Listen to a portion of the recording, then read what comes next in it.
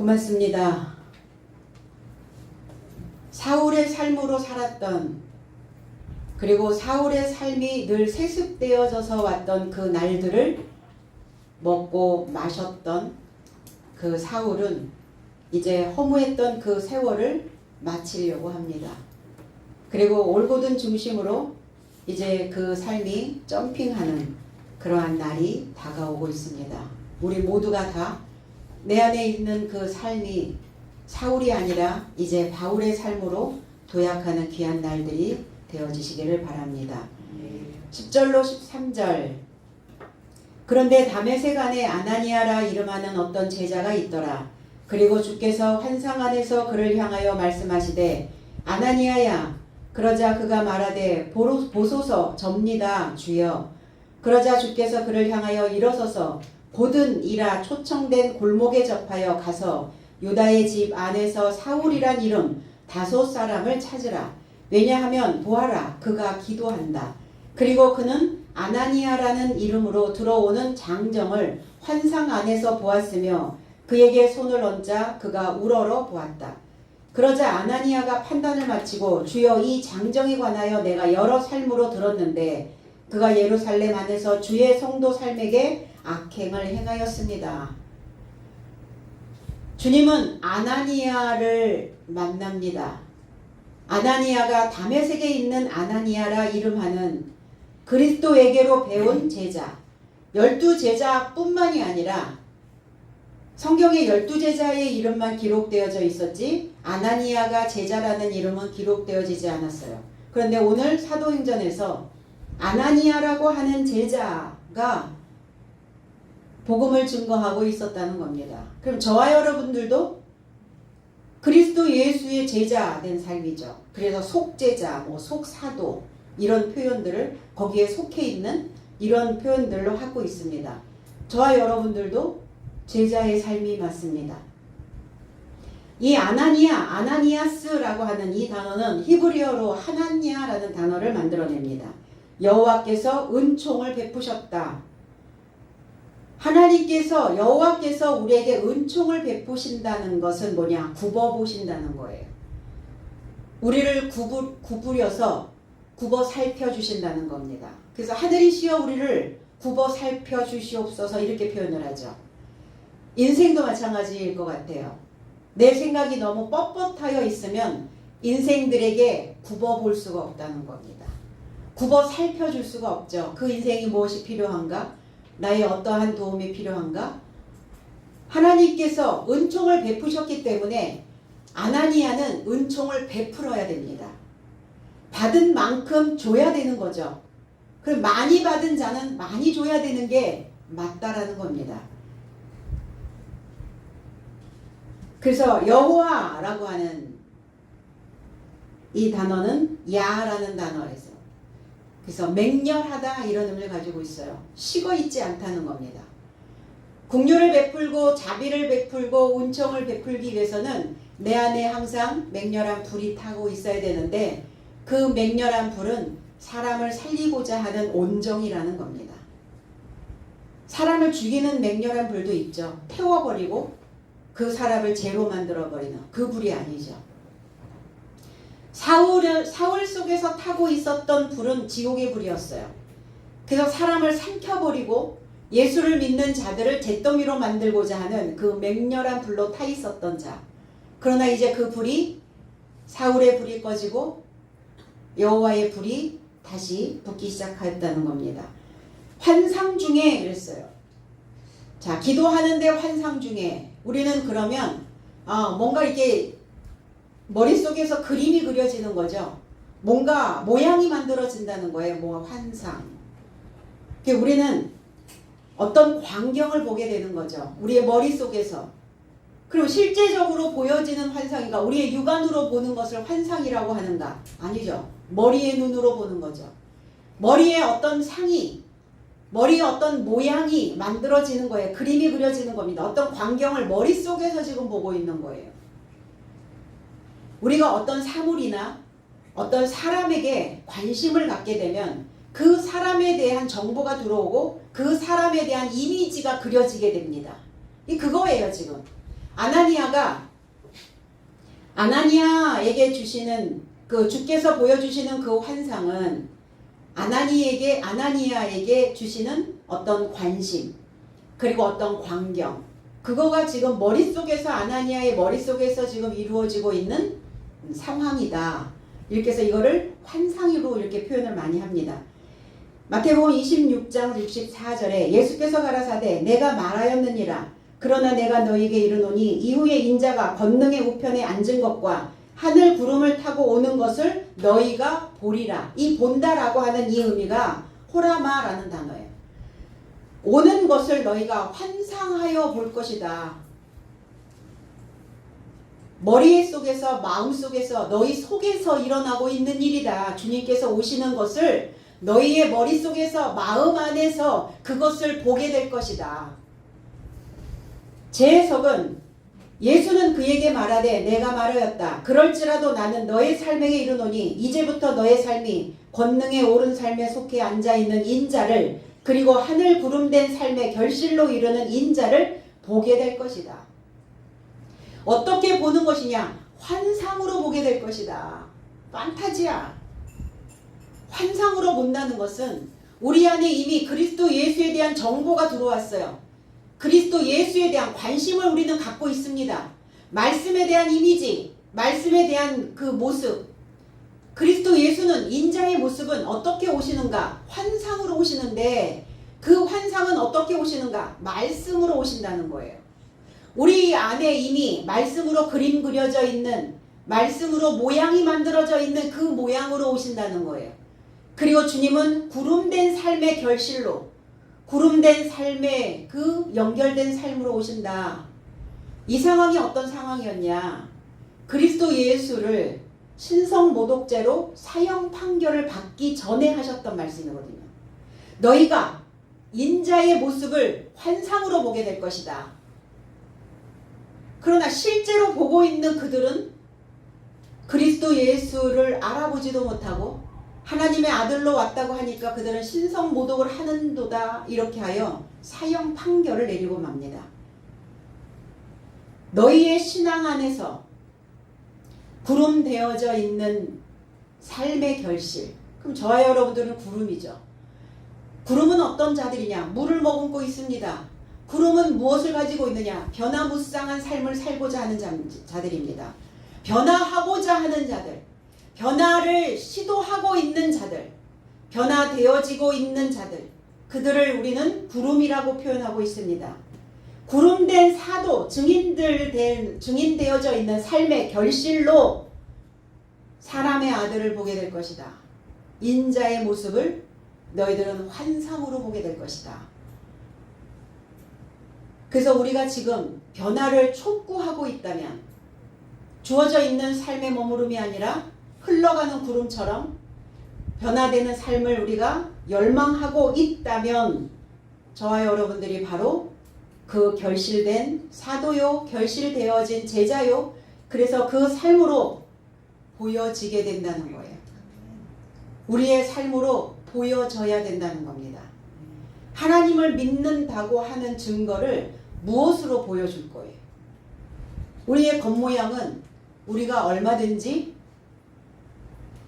둔갑할 수 있고, 우리의 겉모습은 얼마든지 변장술이 가능합니다. 그러나 우리의 머릿속에 담겨져 있는 것들은, 우리의 중심에 담겨져 있는 것들은 변장을 할 수가 없어요.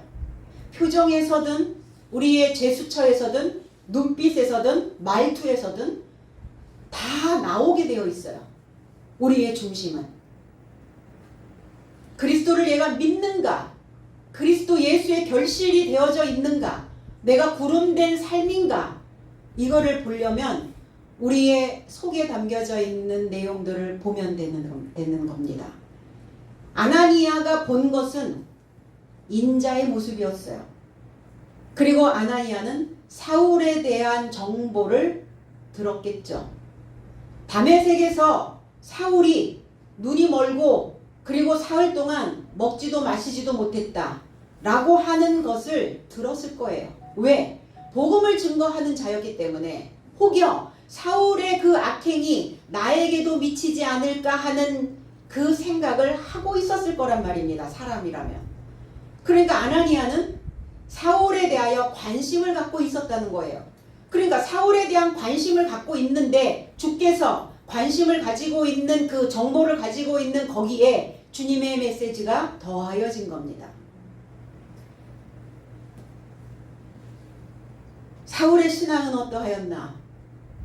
열심히 믿는 것 같은데 진부한 신앙생활을 하고 있었다는 겁니다. 그럼 하나님께로부터 은총을 받았던, 자비를 받았던 이 아나니아에게 이제 진부한 신앙생활을 하고 있는 사울을 향하여 가라고 말씀하고 계십니다. 진부, 진, 늘어놓을 진, 썩을 뿌. 예전에는 못 먹고 살았던 시절이 있었어요. 그래서 우리 집에 이렇게 먹거리가 많아, 우리 부자야, 이런 거를 자랑하기 위해서 이렇게 넓은 판에다가 고기를 이렇게 늘어놓습니다. 고기들을 이렇게 늘어놓을 진. 그런데 이런 날에 늘어놓으면 어떻게 되겠어요? 썩어버린다는 거예요. 그러니까 이 진부하다라고 하는 건 뭔가를 과시하기 위해서 늘어놓기는 했는데 그게 상태가 썩어버렸다는 거예요. 사울의 상태죠. 뭔가 내가 신앙생활을 이렇게 하고 있다라고 자기의 신앙생활을 자랑하며 늘어놓기는 했는데 썩어있는 신앙이었다는 거예요. 그래서 이 썩은 냄새를 풍기는 이런 사람들을 우리는 외면하게 되죠. 생각이 고루하다, 이런 표현도 우리는 많이 하죠. 낡은 사상이나 어떤 풍조에 젖어서 고집이 세고 새로운 것을 잘 받아들이지 않는 자들을 그 생각이 고루하다 이렇게 표현을 해요. 자기만의 상태에 들어가 있는 거죠. 사울이라는 거예요. 그게 지옥이요 음부라는 겁니다. 끊임없이 그게 왜 그렇게 해요? 어째서 그렇게 해요? 왜 그렇게 해야만 하나요? 꼭 그렇게 믿어야 하나요? 그렇게 믿어서 무엇이 우리에게 도움이 되나요? 뭔가 질문은 하기는 하는데 변화되진 않는 거죠. 신앙이 고루하고 진보하면 그 자체가 바로 사울이요 음부라는 겁니다. 창조력을 상실하고 타성에 젖어서 고정되어져 있는 종교적인 매너리즘에 빠져 있다는 거예요. 굳어져 있는 어떤 버릇으로 신앙생활의 나태함이 고인물로 썩어버려져 있다는 겁니다. 왜 진부한가? 왜 이렇게 타성에 젖어 있는가? 배우지 않기 때문에 그래요. 가르침을 거부하는 시대가 되었어요. 학력은 올라갔는데 학교를 졸업하며 그걸로 다 했다라고 생각을 하는 거예요. 하나님을 내가 믿기 시작하면서 그때서부터 본격적으로 가르침을 받아야 되는데 믿기만 하면 된다라고 생각하는 거예요. 진부하죠. 그리고 타성에 젖어 있는 겁니다. 새로운 것 절대로 받아들이지 않죠. 내가 가지고 있는 그 신앙의 그것들이 다 전부라고 생각을 하고 있는 겁니다. 이제 아나니아를 향하여 명령합니다. 일어나 직가로 가라. 일어나라. 아니스테미. 위로 서라. 위에 있는 생각을 붙잡아라. 너의 중심이 일어서야 된다. 마음이 일어선다는 것은 무엇을 의미하는 것인가? 올곧아진다는 거예요. 바로 이 직가라고 하는 의미도 고든, 올곧은, 수평 이런 의미를 가지고 있습니다. 에베소서 5장 14절에 그러므로 이르시기를 잠자는 자여 깨어서 죽은 자들 가운데서 일어나라. 그리스도께서 내게 빛이시리라 하셨느니라. 제 해석은 드러나게 된 모두는 빛이다. 이로써 그가 말씀하시니 잠자는 자여 깨어나라. 그리고 죽은 삶에서 일어서라. 그러면 그리스도께서 너에게 조명하실 것이다. 무엇으로 우리를 조명해 주시는가? 지혜로, 교훈으로, 가르침으로. 그래서 무엇인가 깨달아지면 머릿속에 전구불이 들어오죠. 머릿속에 불이 이렇게 번쩍 들어오잖아요. 그 가르침을 받은 자들의 뭔가 머리를 쓰는 사람들의 모습이라는 거예요. 그 머리를 쓰지 않으면 어떻게 되는가? 녹슨다고요? 녹쓰는 건 두말할 것 없고 머리를 쓰지 않으면 뇌신경이 끊어져 버린다는 겁니다. 연결이 안 돼요. 이어져야 되잖아요.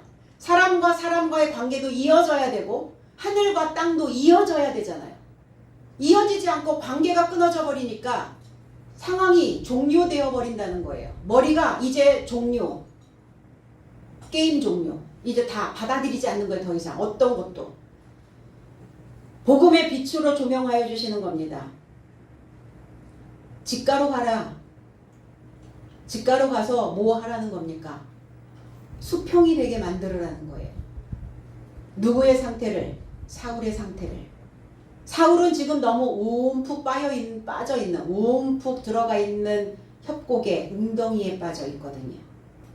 못 헤어나옵니다. 자기의 사상의 웅덩이에 빠져 있는 사람들은 누군가의 도움이 있지 아니하고서는 그 생각에서 벗어날 수가 없어요.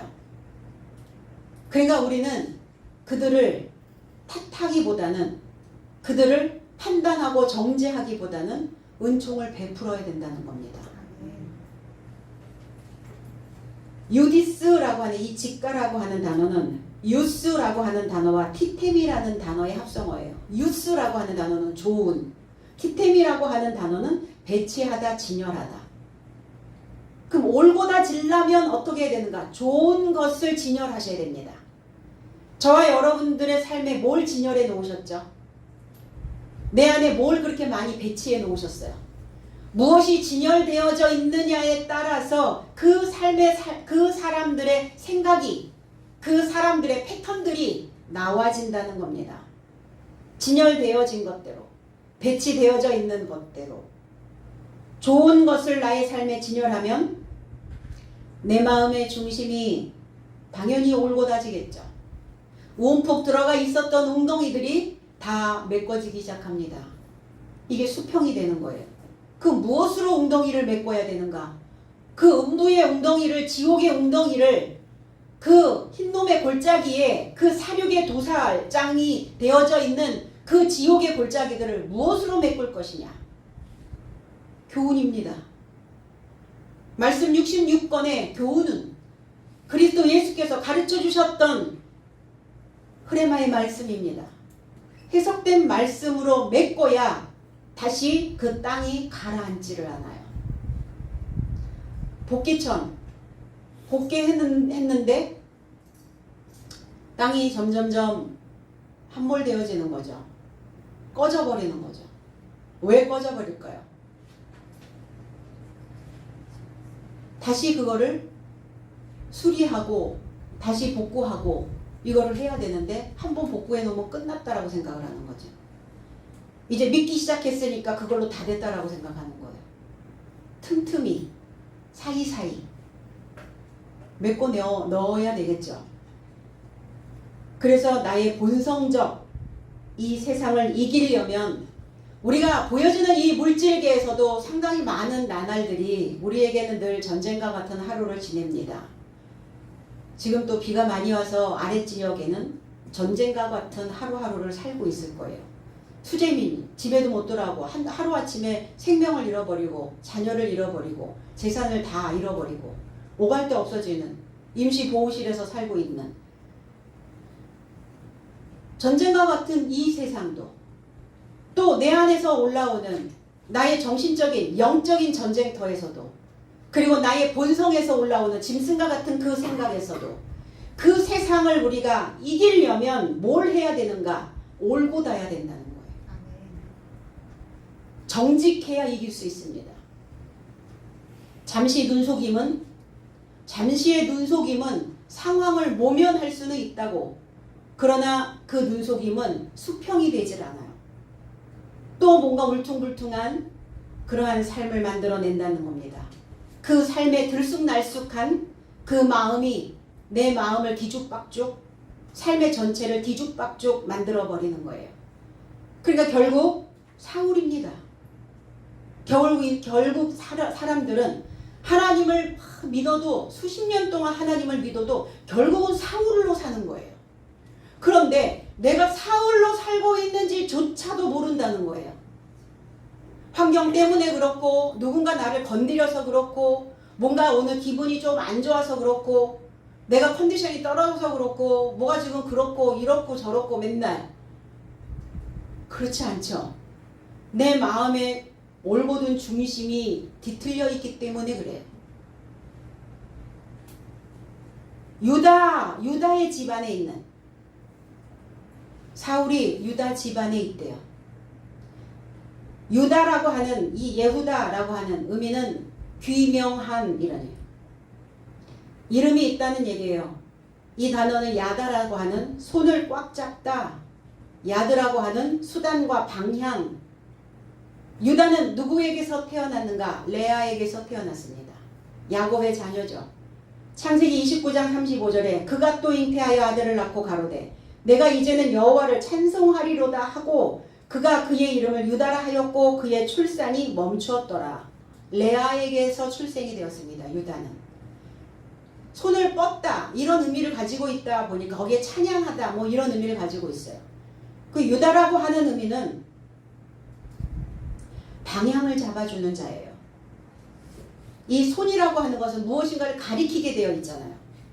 그리고 무엇인가를 지명하고 지목할 때 손을 뻗습니다. 내가 무엇인가 일을 해야 되는 상황일 때 손으로 일을 해요. 내가 무엇인가를 받아야 될 때 손을 벌립니다. 손 좀 그만 벌려 이렇게 얘기하죠. 손을 크게 벌려. 손을 벌립니다. 뭔가를 받아들여야 되는. 그리고 유다라고 하는 의미는 손이라고 하는 의미가 굉장히 강하게 되어져 있죠. 일하는 자의 손이요. 하나님께로부터 하늘로부터 내려오는 하나님의 살아있는 산 지식을 받는 손이 되어져야 되고 이 손은 하나님의 복음을 증거하는 일하는 자의 손이 되어져야 되고 행하는 자의 모습이라는 거예요. 행동하는 자의 모습이라는 겁니다. 받았으면 줄 수 있는 손이 되어져야 된다는 거예요. 움켜쥐기만 하는 손이 아니라 주였다면 펼 수도 있는 손이어야 되겠죠. 뭔가를 기록하는 손이기도 합니다. 낙서장도 되고 메모장도 됩니다. 이렇듯 이 유다라고 하는 이 삶에서 그리스도 예수가 또 태어나시잖아요. 저와 여러분들은 다 유다요 유대인입니다. 유다 집안에 있었어요. 왜 레아에게서 나게 하셨을까요? 라헬을 사랑했는데 야곱은 라헬을 사랑했기 때문에 라헬에게서 나와야 되는데 왜 레아에게서 낳게 하셨을까? 이 유다를. 의미가 있죠. 이 레아라고 하는 이름을 풀어보니까 지치다, 실증 나게 하다, 슬프다, 기진하다.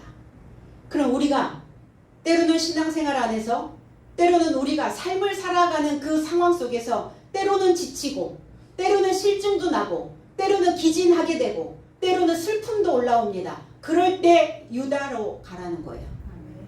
그럴 때 유다를 출산하라는 거예요. 유다는 뭡니까?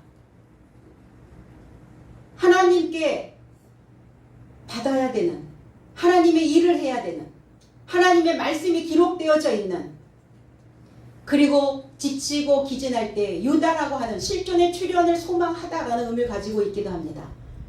그럼 너희들의 삶에서 실증나고 기진하고 지치고 슬플 때 실존의 출현을 소망하라는 겁니다. 그래서 레아에게서 나온 거예요. 우리의 신앙이 하나님 믿습니다 하고 왔는데 그 마음이 끝까지 가면 좋은데 중간에 가면 틀어져요. 기진하기도 합니다. 때로는 실증 나기도 해요. 그러니까 뭐하라? 그럴 때 유다를 출산하라. 그럴 때 실존의 출현을 너희들이 소망하는 유다를 생산해내야 된다. 그 의미인 거예요. 그 집은 오이키아라고 하는 집입니다. 거주예요. 완전 거주. 터를 잡는 겁니다. 이 집은. 그래서 머무는 사람, 집안 식구라고 하는 의미를 가지고 있어요. 우리가 바깥으로 살고 있는, 나와 관계되어져 있는, 나와 혈통관계에 있는 집안 식구이기도 하죠. 그러나 내 안에 있는, 나의 집안에 있는 식구, 내 안에 있는 많은 생각들, 내 안에 있는 많은 사상들, 내 안에 움직이는 많은 지식들, 이게 다 내 안에 있는 집안 식구라는 겁니다. 내 안에 머물러 있는 생각들은 과연 무엇이 있나? 무엇이 내 안에 머물러 있는가? 그저 지치고 슬프고 기진하고 실증 나는 것들이 내 안에 내 집안 식구로 되어져 있는가? 아니면 오늘 실존의 출현을 소망하는 유다의 그 삶이, 하나님의 그 손이, 하나님의 법이, 하나님의 교훈이 내 안에 집안 식구로 머물러 있고 있는가? 어떤 생각이 내 안에 머물러 있는가에 따라 그 삶의 방향이 달라질 수 있다는 거예요. 불행하고 행복한 이유가 뭡니까? 내 안에 머물러 있는 집안 식구 때문에 그런 거예요. 집안 식구가 왼수라고요?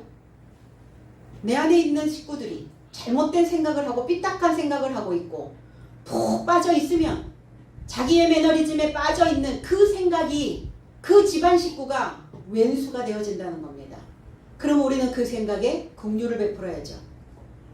그 생각을 외면해서는 안 돼요. 내가 왜 그런 생각에 빠져 있는지에 대하여 검토해 보셔야 된다는 겁니다. 나와 거주하고 있는 식구는 어떻습니까? 바깥에 있든 안에 있든 지식의 영토를 넓히고 그 식구들과 잘 소통하고 살고 있나요? 아니면 소 닭 보듯이 하고 살고 있나요? 소통이 되지 않으면 내 스스로도 그리고 그 상대에게도 그 존재감이 떨어져 버린다는 겁니다. 나 자신과 가장 잘 소통이 되어져야 되고, 그럼 내 안에 있는 그리스도 예수, 내 안에 기름져 있는 생각들, 나를 빛나게 하는, 나를 자랑스럽게 생각하는, 나를 사랑하고 있는 그 생각과 우리 소통이 잘 되어져야 되겠죠. 설득력 있게 집안을 잘 다스리고 잘 이끌어가고, 그래서 늘 하루하루 내가 채점을 할 때마다 과연 평점은 몇 점씩이 나오고 있는가? 나의 집안을 잘 관찰하고 촬영해서 혹여 초청받지 않은 불청객으로 나의 이 집안이 득실거리고 있지는 않는지 그거를 탐색해 가셔야 되겠죠. 그리고 분석해서 믿음으로 나를 성장시켜야 된다는 거예요. 믿음직스러움. 하나님께서 나를 바라보실 때도, 사람이 바라볼 때도, 지도자가 바라볼 때도 믿음이 있어야 돼요. 이러한 집에 머물러 계시기를 주님도 원하신다는 겁니다. 여호와께서도 이러한 집안의 식구가 되어지기를 원하신다는 겁니다. 다소 사람이라 그랬어요. 사울의 고향이 다소입니다. 고향의 영향을 많이 받죠. 경상도, 전라도, 경기도, 서울, 충청도, 제주도. 우리는 그 도마다 지역의 특색들이 있어요. 그 지역의 문화가 있습니다.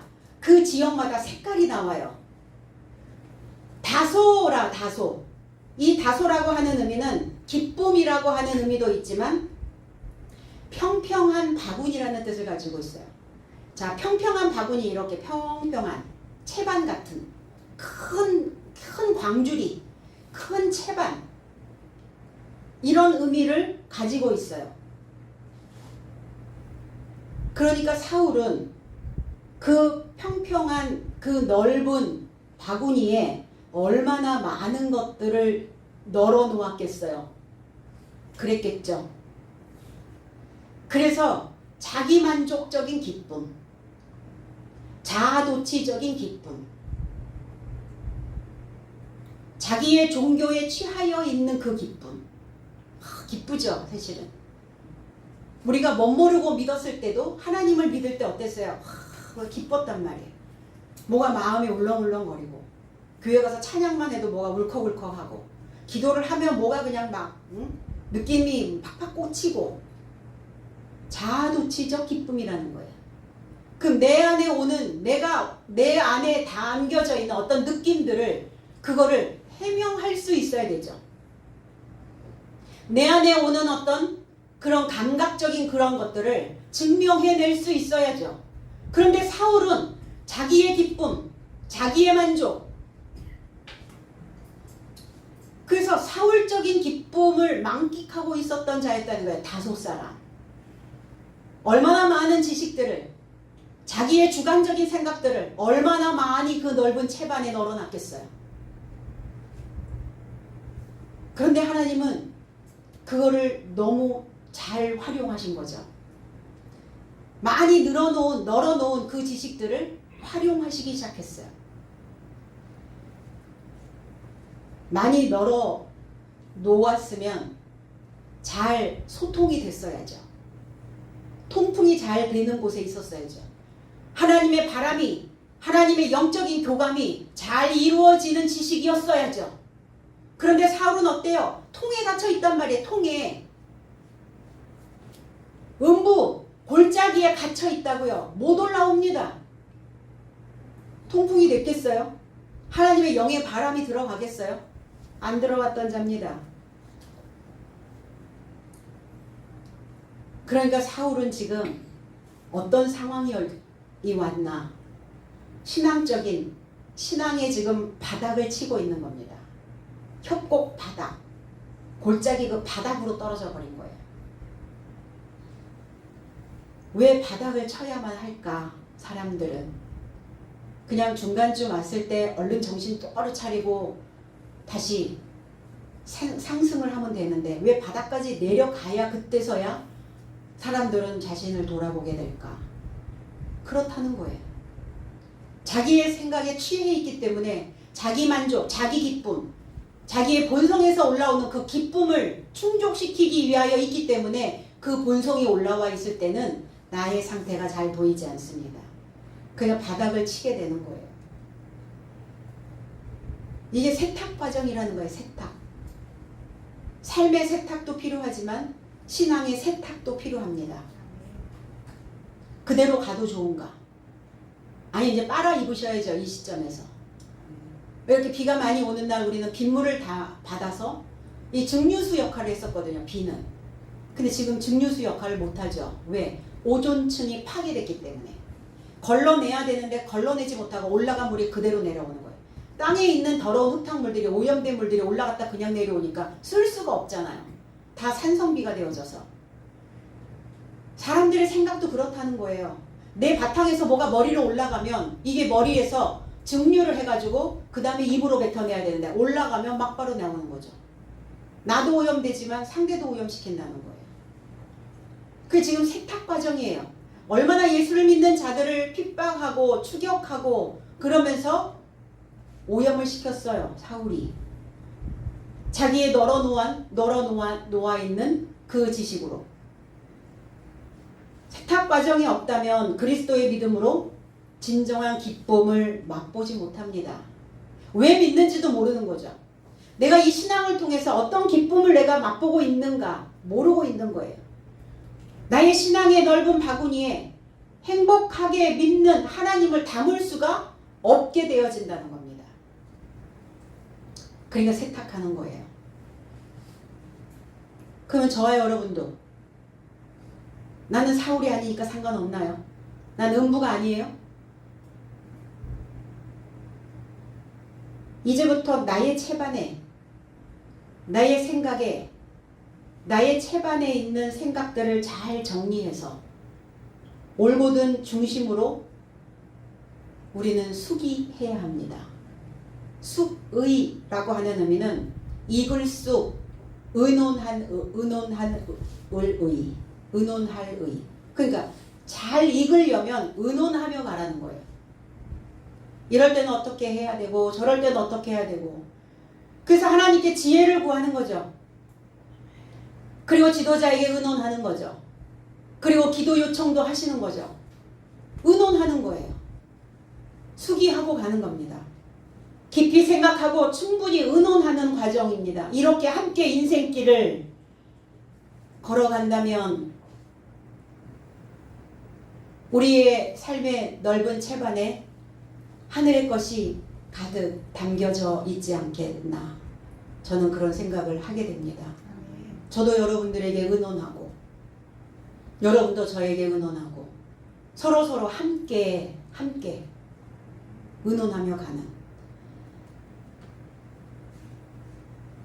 사울은 그러니까 하나님의 이름만 알고 있었지 그 그 이름 안에 있는 뜻을 몰랐다는 거예요. 이름 안에 있는 뜻을 알고 믿어야 되는데 그냥 이름만 보고 믿는 거죠. 그래서 묻고 있는 음부에게서 헤매고 있는 사울을 찾아가라, 제테오. 그냥 찾다라고 하는 의미가 아니라 가서 탐색하라는 거예요. 사울의 상태가 어떤지 탐색하라. 그러면 만날 것이다. 우리도 하나님을 탐색하여 만나게 되는 겁니다. 하나님은 어떻게 만나는가? 말씀이죠. 말씀이 탐색이 되지 않으면 하나님을 만날 수가 없어요. 아, 기도했더니 하나님께서 음성 주셨다고요? 내 느낌이죠. 내 느낌이. 하나님은 무엇으로 음성을 주시는가? 무엇으로 메시지를 주시는가? 말씀으로요. 그럼 내 안에 메시지가 왔다면 말씀을 통해서 확인하셔야죠. 확증받아야죠. 내 믿음이 가짜인지 아니면 실체인지, 가상에서 내가 믿고 있는지 현실에서 믿고 있는지. 하나님을 믿는데 가상 세계에 있는 사람들이 너무나 많아요. 실체를 붙잡지 못하는 많은 사람들이 있습니다. 그래서 깊이 파보고 악착같이 찾아보고 그러면 결국 알게 되어지죠. 그러면 결국 알면 사랑하게 된다는 겁니다. 하나님을 우리는 그렇게 믿어야 되는 거예요. 근데 누가 이 과정을 거칠까요? 그냥 믿죠. 깊이 파고 탐색하고 악착같이 찾아보고 결국 알아서 사랑하는 이 과정은 없고 그냥 하나님을 사랑한다고 말합니다. 물어보실 것 같아요. 나에 대해서 얼마큼 깊이 팠느냐? 나에 대해서 얼마만큼 탐색을 했느냐? 나를 알기 위해서 얼마나 악착같이 찾아봤느냐? 물어보실 것 같아요. 아니, 그 과정 없이 저는 그냥 무조건 하나님을 사랑합니다. 그 사랑은 꿈속의 사랑이라는 거예요. 그가 기도하는 중이다. 아나니아에게 주님은 말씀합니다. 사울이라는 자가, 그 다섯 사람 사울이 지금 기도하고 있다. 프로스슈코마이, 프로스 향하여, 유코마이 소원하다. 향하여, 나를 향하여 소원하고 있다. 나를 향하여 나를 서원하고 있다. 나를 원하고 있다. 하나님은, 주님은 사울의 기도를 수락하셨다는 거예요. 사울의 기도를 받아들이시는데, 그러면 사울이 무슨 기도를 했겠어요? 주여 내 눈을 얼른 뜨게 해주시옵소서. 주여 내 삶에서 더 하나님을 열정적으로 사랑하게 하여 주시옵소서. 그랬겠어요? 사울의 삶을 이제는 먹지도 마시지도 못하게, 더 이상 그것을 먹으면 안 된다라고 하는 생각을 하게 되었다는 거예요. 사울은. 중요한 건 더 이상 내가 사울의 생각을 먹고 마셔서는 안 되겠구나. 사울의 삶으로, 음부의 삶으로 세습되어져 있는 그 날로부터 내가 벗어나야 된다는 것을 깨닫게 되어졌다는 거예요. 내가 이제 하나님을 믿었는데 내가 그동안 하나님에 대하여 무지한 상태로, 음부 상태로, 어둠의 상태로 내가 믿기만 한다고, 하나님을 사랑한다라고만 했구나. 깊이 있게 파보지 않고 찾지 않고 결국 알게 된 것을 사랑하지 않았구나 내가. 그러니까 사울이 기도하고 있는 중이다. 나를 향하여 지금 소원하고 있다. 나를 소원하고 있다. 나를 원하고 있다. 그리스도를 원하고 있다라는 그 메시지는 뭐냐? 이제 새로운 기름짐이 필요하다라고 강구하고 있는 거예요. 사울은. 사울이었다 할지라도, 모르고 믿었다 할지라도 이제는 우리의 태도가 바뀌어져야 된다는 겁니다. 주여 내가 알지 못하고 믿었는데 이제 결국 아는 것을 사랑하게 될 수밖에 없기 때문에 내가 이제 끝까지 이 길을 가기를 원합니다. 이제 알고 믿기를 원합니다. 그럼 우리가 알고 믿는 의인의 기도는 더욱더 귀 기울여 주시지 않겠습니까?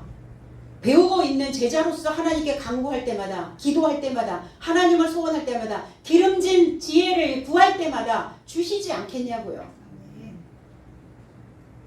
로마서 1장 10절에 어떠하든지 이제 하나님의 뜻 안에서 너희에게로 나아갈 좋은 길 얻기를 구하노라. 제 해석은 언제나 나의 기도의 연결로 간구하오니, 자, 개역성경에는 요 단락이 빠졌어요. 언제나 나의 기도의 연결로 간구하오니, 기도로 연결되는 거라고요. 하나님과. 이제부터 언제든지 하나님의 뜻 안에서 너의 삶을 향하여 나아갈 좋은 길을 얻을 것이다.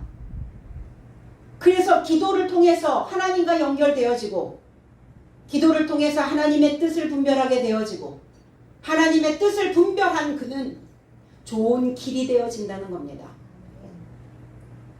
기도는 복음 안에서 나의 삶을 기억시키는 겁니다.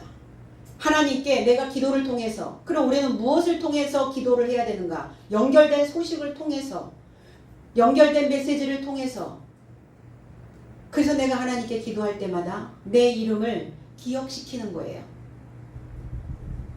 내 집은 기도하는 집이라 이렇게 말씀하셨죠.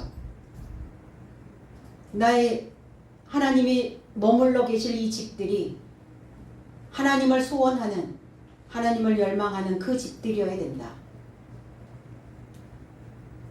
사울의 기도, 사울은 기도로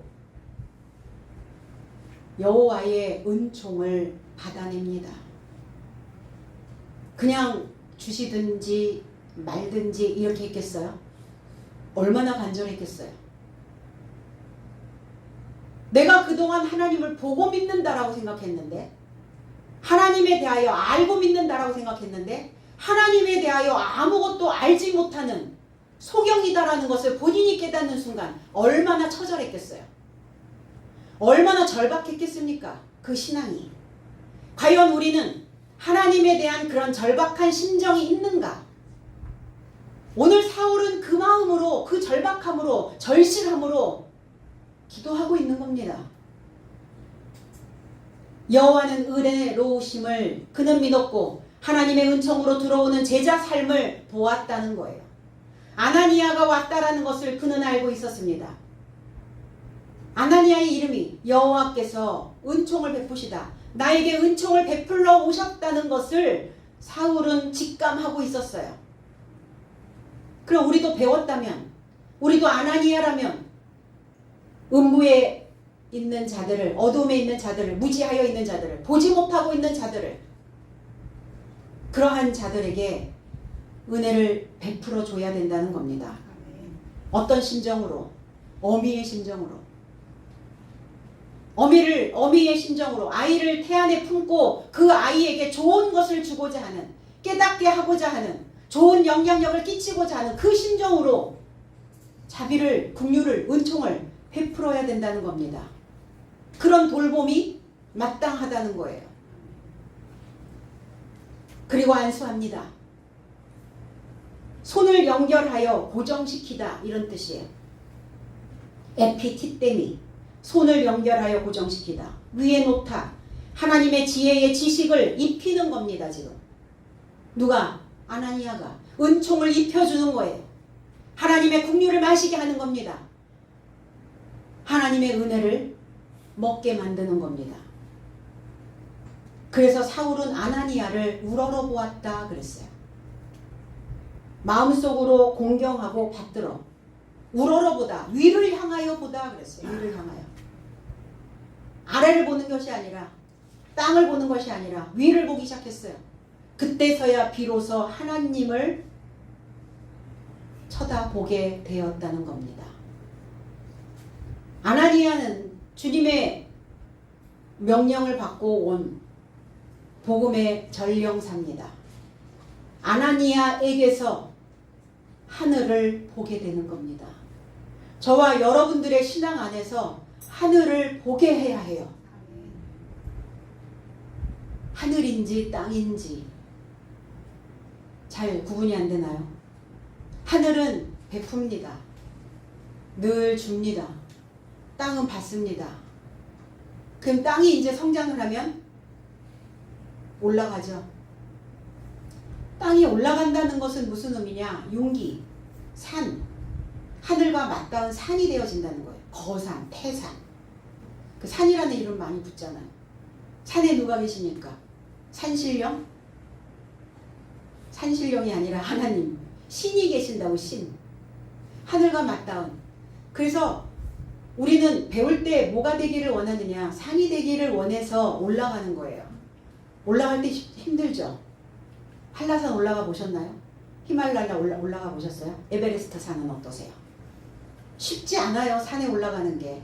등산이 쉽지 않습니다. 지식도 똑같아요. 하늘을 향하여 올라가는 거예요. 사울, 하늘을 향하여 이제 보기 시작했다는 거예요. 내가 알고 있는 낮은 수준으로 하나님 다 안다고 얘기하지 마시라는 거예요. 내가 알고 있는 그 믿음이 전부라고 얘기하지 말라는 거예요. 채점 매겨보셨어요? 몇 점인지? 평점 얼마나 나오시는지 알고 계시나요? 아나니아는 사울에 대한 상태를 주님께 고하고 있습니다. 사실은 싫었을 것 같아요. 그리스도 예수를 추적했고 스데반을 죽이는 데 있었고 예수를 믿는 자들을 다 옥에 가두고 그리고 대답합니다. 자력으로 결정하여 대답하다 이런 뜻이에요. 그러니까 하나님이 주신 마음이 아니라 그리스도 예수께서 주신 국률한 마음으로 지금 대답하는 게 아니에요. 자력으로 지금 내 마음에 있는 생각대로 그리고 판단하여 말하기를 시작했다 이렇게 얘기했어요. 사울이 어떤 자냐? 아니 그리스도께서 모르셨겠어요? 주님이 모르셨겠냐고요? 알고 있는데 한 번 더 얘기하는 거죠. 적지 않은 해를 더 많이 해를 끼쳤습니다. 무가치한 악한 사악한 자입니다.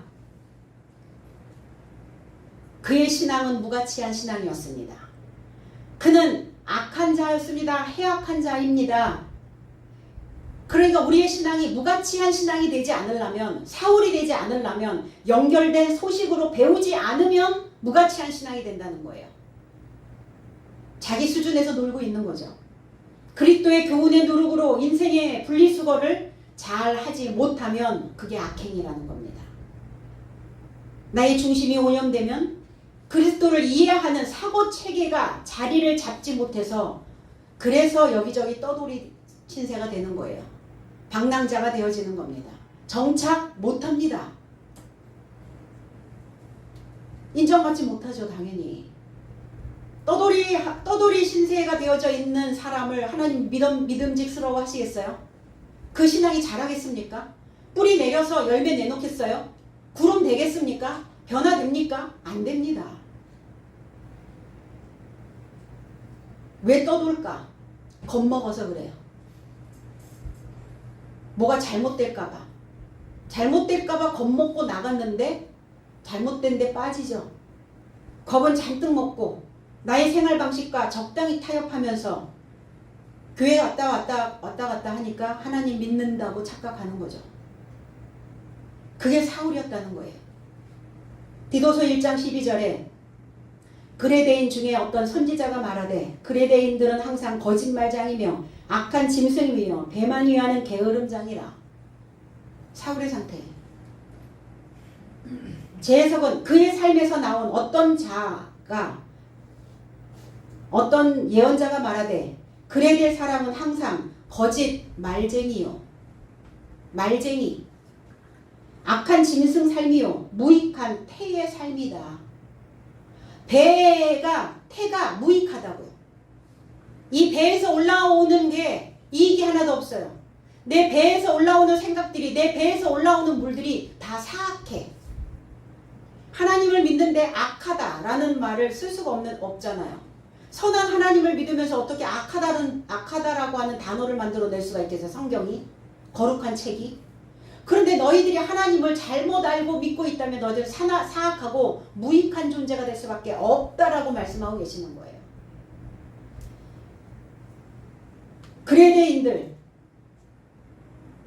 이 그레데라고 하는 의미는 화관이라는 의미를 가지고 있어요. 화관. 머리에 쓰는 거죠. 머리 삥 눌러서 화관이 씌워져 있어요. 얼마나 많은 것들이 둘러싸여 있겠어요. 우리는 5만 가지 생각이죠. 한 10만 가지 생각은 하나 봐요. 그레데인들은. 화관. 그리고 화관, 꽃으로 장식되어져 있는 머리에 관을 썼으니 얼마나 머리가 화려하겠어요. 얼마나 박학다식하겠어요. 그러니까 말쟁이라고요. 말쟁이. 근데 그 말에 뭐가 없냐? 뼈가 없어요. 말 속에는 뼈가 있어야 합니다. 말 속에 뼈가 없으니까 어때요? 댕강 잘라져 버리죠. 그래서 이 그레데라고 하는 의미가 배임이란 뜻이에요. 뼈가 없으면 빨리 베어지죠. 뼈가 있으면 잘 안 부셔져요. 잘 안 잘라집니다.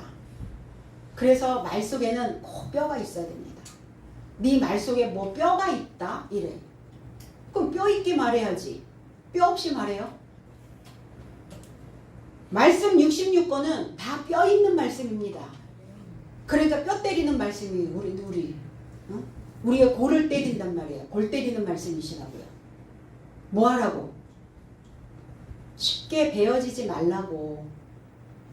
그 믿음 없이 그렇게 금방 베어지지 말고 믿음으로 중심 잡고 그 너희의 올곧은 중심으로 바로 서 있으라고요. 로마서 12장 17절에 아무에게도 악을 악으로 갚지 말고 모든 사람 앞에서 선한 일을 도모하라. 제 해석은 아무에게도 악한 것을 대신하여 악을 넘겨주지 말라. 모든 사람 삶 앞에서 좋은 삶을 예견하라. 사울은 악한 자입니다. 사악한 자입니다. 악을 행했던 자입니다.